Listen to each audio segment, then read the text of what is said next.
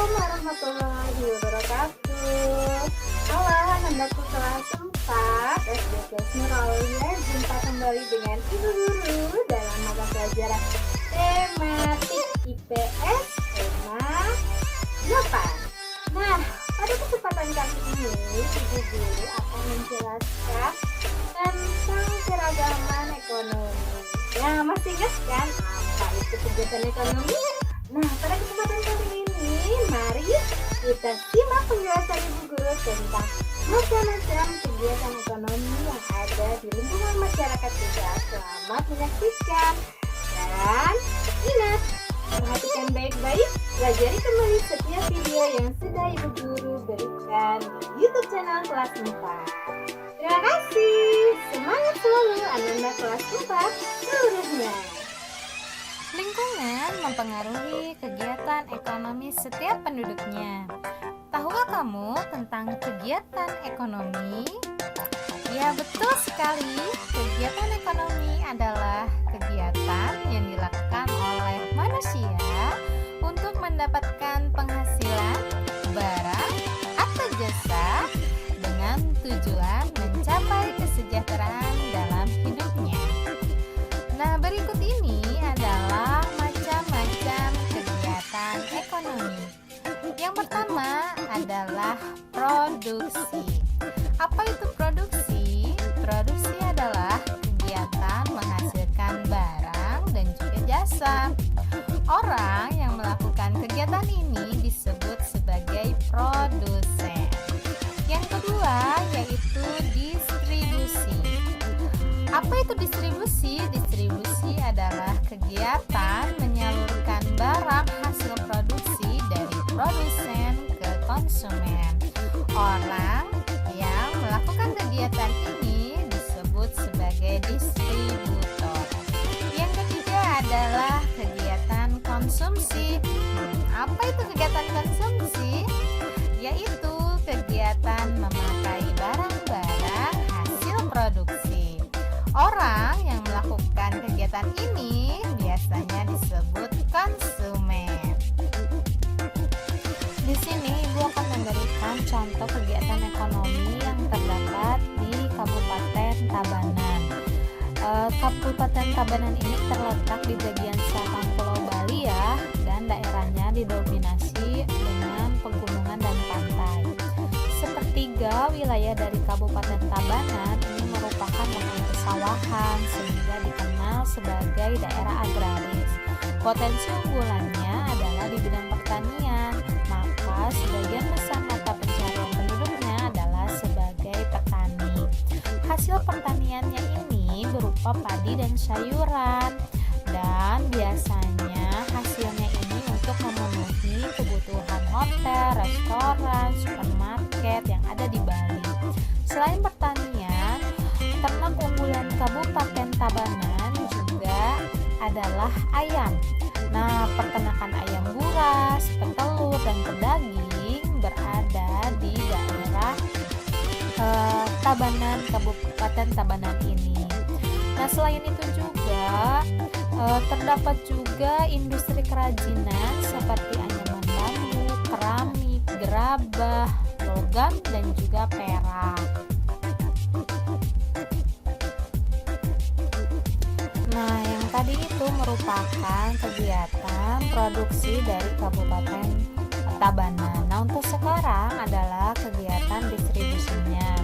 Kegiatan distribusinya yaitu melalui perdagangan dan penjualan yang tadi sudah Ibu sebutkan ya, yaitu mendistribusikan hasil pertaniannya dan juga barang kerajinannya. Itu bisa ke hotel, ke restoran, ataupun ke supermarket yang ada di daerah Bali. Sehingga kegiatan konsumsi ini akan dilakukan oleh para pembeli sayuran, yaitu masyarakat ataupun untuk memenuhi kebutuhan hotel.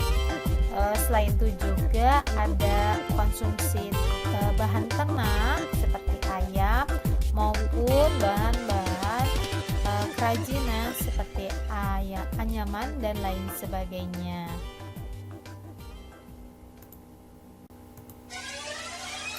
Sehingga jenis pekerjaan yang akan terkait dengan kegiatan ekonomi yang ada di Kabupaten Tabanan ini meliputi pertama, produksi, akan ada jenis pekerjaan petani, peternak, perajin, dan juga nelayan. Kemudian untuk kegiatan ekonomi distribusi itu akan dilakukan oleh para pedagang, sopir, kuli angkut, agen, dan juga petugas pengirim paket. Selain itu, objek wisata di Kabupaten Tabanan juga sangat berkembang pesat. Nah, objek wisatanya ini berkembang dan mendukung usaha jasa seperti restoran, hotel, dan penginapan. Selain itu, potensi kelautan Kabupaten Tabanan juga dimanfaatkan masyarakat sekitar untuk menangkap ikan. Jadi, jenis pekerjaannya adalah nelayan ya. Nah, sekarang, tahukah kamu apa perbedaannya antara petani yang ada di dataran rendah dan ada yang di dataran tinggi? Perbedaannya yaitu terletak pada tanaman yang mereka tanam. Biasanya kalau di dataran rendah itu tanamannya berupa padi dan juga palawija, sedangkan petani yang ada di dataran tinggi itu menanam sayuran seperti kol, wortel, bawang, dan juga kubis.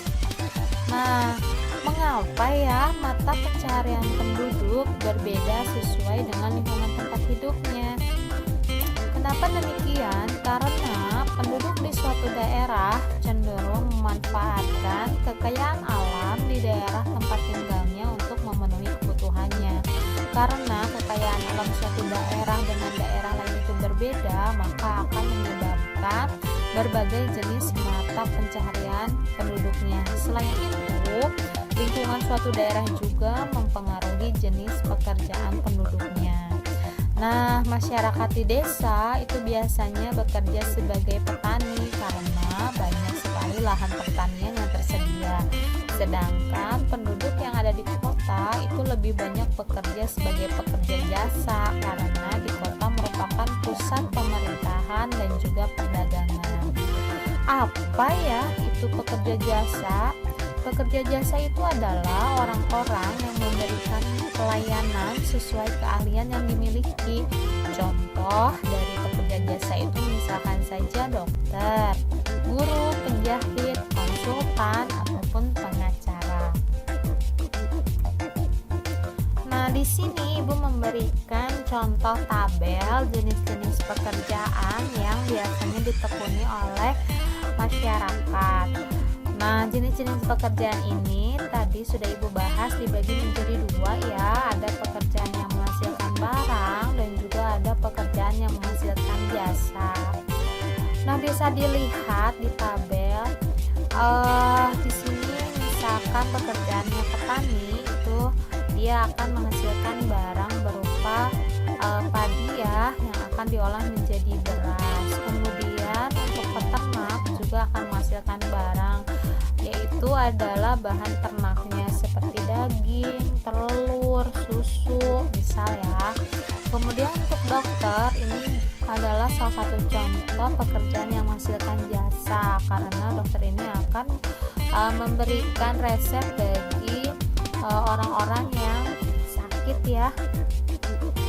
Jadi menyarankan mengobati.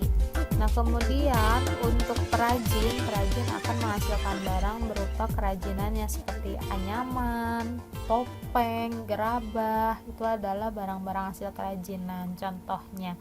Kemudian untuk guru adalah menghasilkan jasa ya. Kemudian penjahit juga adalah contoh pekerjaan yang menghasilkan jasa. Bagaimana anak-anakku kelas 4 seluruhnya? Sudah jelas ya apa saja kegiatan ekonomi yang ada di lingkungan masyarakat kita. Nah, jangan lupa jaga kesehatan walau hanya di rumah saja.